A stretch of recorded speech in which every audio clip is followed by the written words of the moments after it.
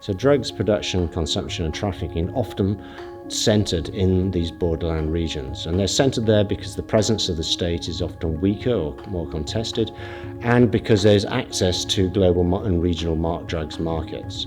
So they have a number of, if you like, comparative advantages in illegality. Now, these areas are often represented as being unruly, centres of illegality, or marginal and disconnected. Our research is showing the opposite. They're highly connected.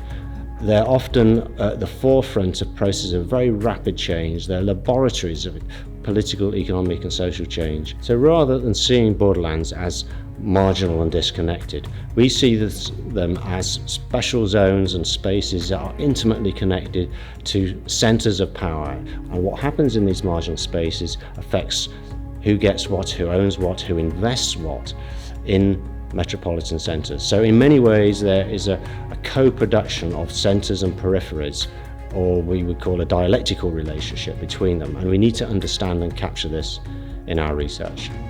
Our research is aiming to understand better the practices of these both producers and consumers and people living in these border regions, but also to amplify and give voice to these people, because we think they have very important things to say about how we understand drugs economies and also how we can play a role in helping transform them.